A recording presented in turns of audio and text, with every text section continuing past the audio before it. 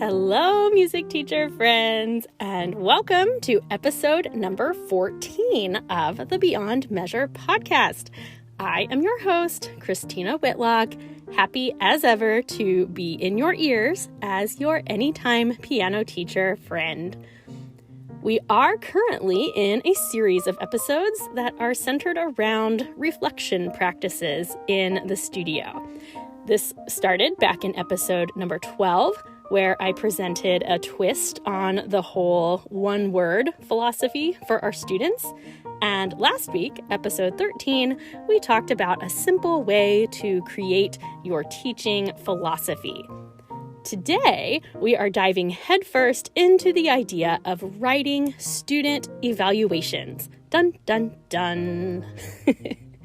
So, I feel like I need to say this. As many of you have proven, it is possible to be an independent music teacher who doesn't do any of the things that we're talking about this month. You can get by without doing this stuff.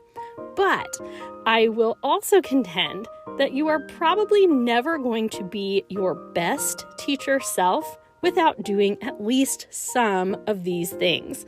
So I know sometimes we have to kind of settle for an adequate teaching experience based on whatever else is going on in our lives. And if that is your season, then embrace it and do your best and run with it. But I also know a lot of music teachers, and many of us are just not content unless we know that we are giving our best efforts and providing our students with the very best experiences that we can. So, do you have to do these things? No. Should you? Will they make you better? Yeah, I think they will. Okay, I'm stepping off that soapbox right now. So without further delay, let's talk student evaluations. Communicating student progress can be somewhat difficult, but of course that doesn't mean that we should ignore it. Parents have differing degrees of involvement in their children's lessons, which means they have varying amounts of understanding as to what we are accomplishing and how their child is meeting or falling short of our expectations. So for me, I have found that writing student evaluations 2 to 3 times per year to be one of the very best things I can do to keep students, families, and even myself aware of what we are really accomplishing in our lessons. This is a system that has waxed and waned a bit over the years. I have definitely not been as consistent as I would like to be, but especially now that both of my girls are in school full-time, I am finally starting to climb out of that mom fog and take better control over matters like these. So I tell you this because the last thing I'm trying to do is heap a big pile of guilt on you if you feel like this is not currently manageable in your teaching situation. This is something you have to decide is going to be worth the effort. And while I think there's a good chance that it is, you are the only one who knows your situation. So please do not take any kind of pressure from me. I'm your friend, remember? All that said, as usual, because this is kind of what I do, I have a simplified system for student evaluations to share with you. I feel like this system makes compiling evaluations quite manageable. So I've broken it down into some steps, and here we go. Step number 1 is very simply to set a goal for when you want to distribute said evaluations. I'm working on a round of them right now because I find that somewhere around that first week in February is a great time to send evaluations.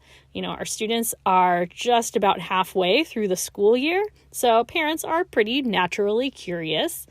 And also, the craziness of my students' like festival and competition season hasn't really hit the studio full force yet. So I have a bit more time to put these evaluations together. Again, your studio timing might be different for you, but just start here. Pick a target week to distribute these evaluations so that you know what you're working for. Bonus points if you choose a week to distribute the next round of evaluations, since this will help you set goals for the first round, right? So I typically aim to send out a round of evaluations in February and then again the last week of May. So as I'm setting goals for my students in these evaluations, I know the time frame that I'm looking at. Okay, so step 1, harmless enough, look at your calendar and pick a week to send these evaluations out. Step 2 is to start taking notes during your lessons. So I try, in my best teacher self, to take brief notes on each student for my own reference every week. But let's face it, some days I'm more consistent in that regard than others. But if I know that I have evaluations coming up to distribute, that helps me frame what I'm looking at in the lesson. So I just keep a notebook or a Word doc open for the week, and I take a few notes on each student, each lesson. I'm looking specifically for things that we have recently accomplished and things I hope to accomplish over the next few months. So please, if you have nothing else that you take away from this episode, don't skip this step, because compiling evaluations is so much easier if you have already started the process during the student's actual lesson. You will remember more, you will communicate more effectively, and you'll save yourself a ton of time. Your third step is, again, pretty simply to plan time to write these evaluations.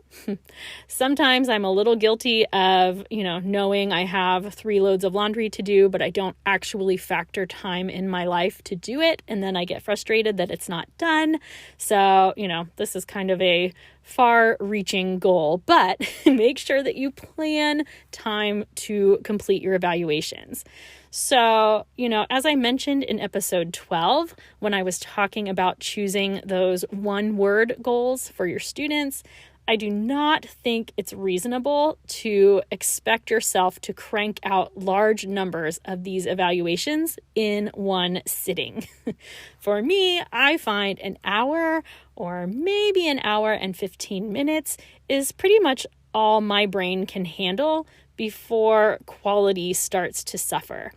I'll find myself getting kind of repetitive or kind of generic, and that's not what I want this task to be about. So again, I block out about a single hour each day for about 2 weeks. And that's because I have a fairly large studio. You may need more or less time than that. But for me, if I look at 2 weeks out of my, semester, and I block out 1 hour of time each day, that feels manageable to me. The fourth step in this process is, obviously, write your evaluations. Like most things that I talk about, I am all about keeping this process as simple as possible. There was a time when I had designed a very formal evaluation form, and it was really pretty, and it had all kinds of sections for various types of feedback and different ways of scoring and all kinds of quantitative analysis. It took so long to complete that form that in the end, it just wasn't a sustainable system. It took too much time, so I avoided doing it, and then I just stopped evaluating altogether. So really, as so many things in life, we have to keep these things as, less intimidating as possible. So rather than driving yourself crazy, I will recommend a very simple 3-part evaluation. It would be easy to create a fairly cute document in Canva or whatever, but honestly, In order to keep myself really committed to this goal, the easiest thing for me to do at this stage in my life is just to use a plain old Word document. And I put the student's name and date, and then I have 3 bullet points.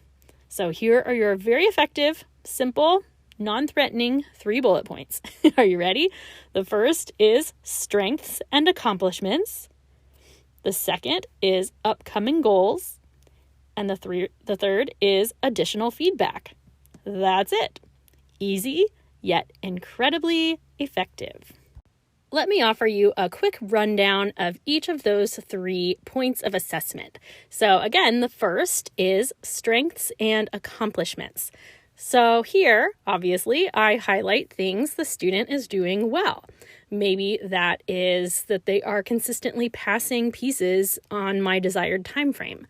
Maybe they have a great attitude, or their hand shape has really improved, or their practice time has been very consistent, or, the list can go on and on. But whatever I have noted, hopefully the week before in their lesson notes, these are the things that I want to draw attention to in the evaluation. So second, we talk about upcoming goals. And the beauty of the upcoming goals section is it can basically serve as a polite way of discussing necessary improvements. So, expressing that I have a goal for little Davy to be independently adjusting his wrist to the proper height by April is likely received much better than just saying his hand position is atrocious and it needs to be fixed immediately. If practice time is a concern with this student, this is a great place to communicate a healthy goal to parents in a non-confrontational way. So, some parents, I'm sure you've experienced this, can be quick to jump on the defensive when you tell them their child has something that they need to improve. But I think framing corrections as goals for a set amount of time can be a very effective way to keep the dialogue in a positive place. So in this second section, I like to communicate specific repertoire goals or, deadlines for memorization or completion of works, those types of things.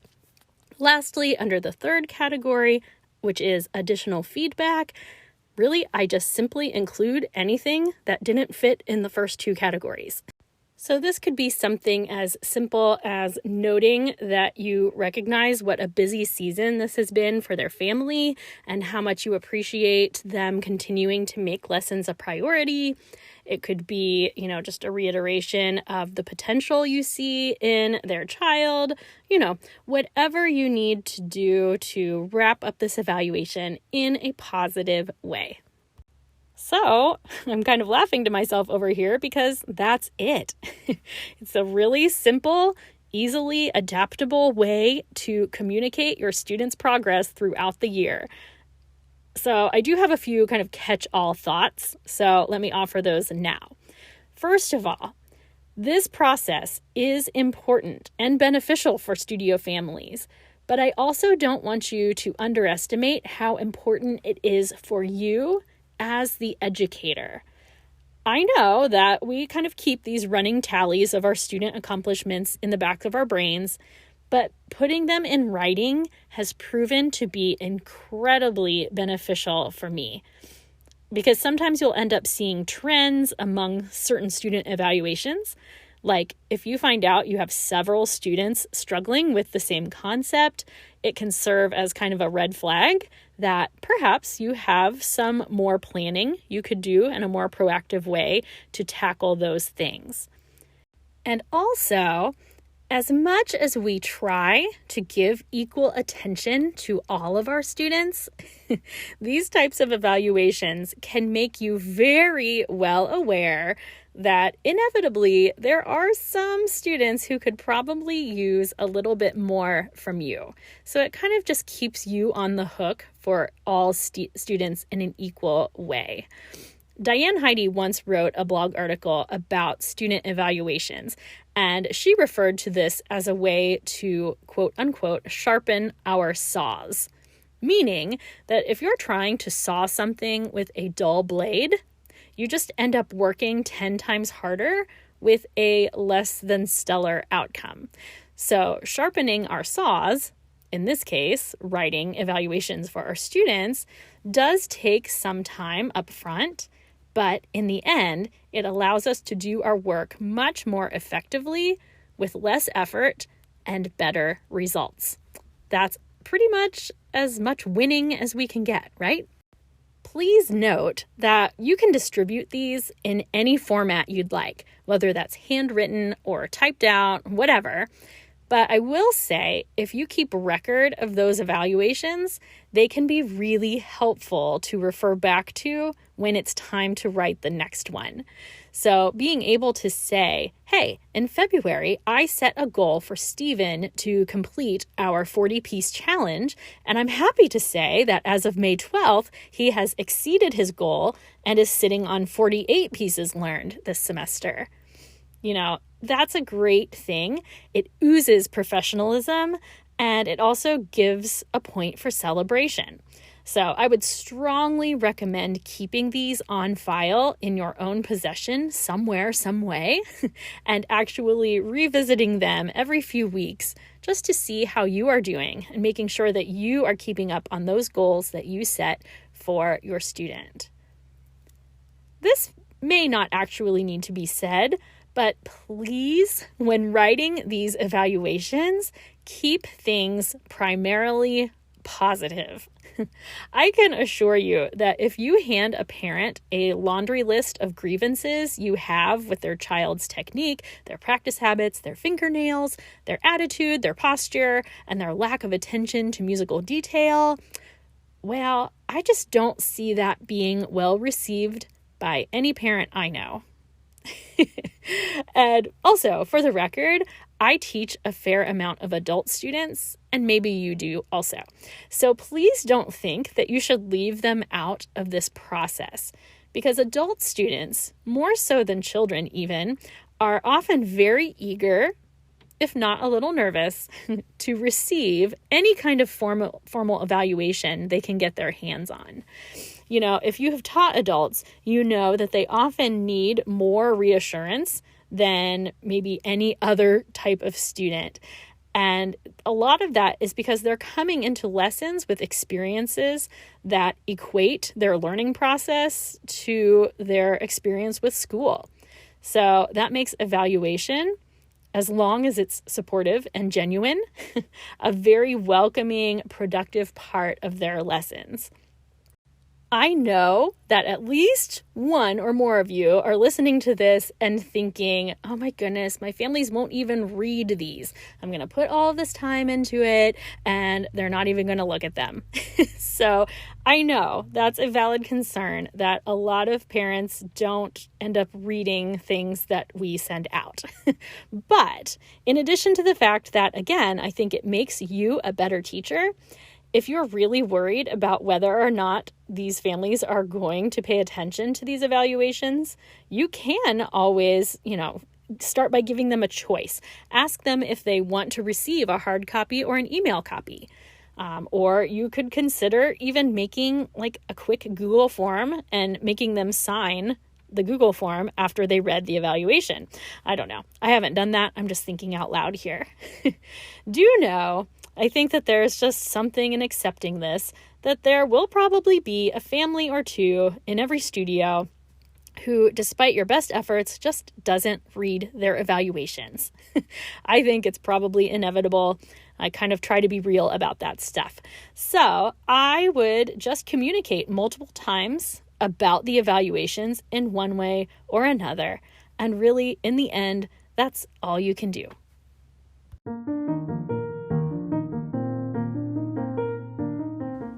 And so, since I keep finding new ways to give you homework assignments these days, I guess it is a great time to offer up a little toast to you and to all of the premium communication you're going to be offering this year.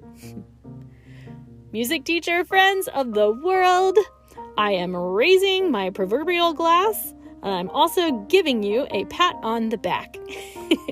Simply by listening to this podcast, it is evident that you are an educator who cares deeply about being your most effective teacher self. A teacher's heart can't help but think often about the ways that we can improve our students' experience. But it's very important that we also don't go off the deep end and try to implement too many things or too complex of ideas all at once.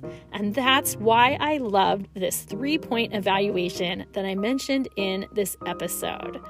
So, as we continue searching for ways to reflect on our students and their own unique situations, learning how to set aside an amount of time to do so that is not overwhelming, my hope for you is, number 1, that you don't feel alone in that task, and number 2, that we give ourselves and one another grace in the seasons where time is in short supply. Teacher friends, I hope you take optimal advantage of lighter schedules when they appear so that these crazy scheduled times balance each other out. Cheers to you, my oh so admirable teacher friends. Hear, hear.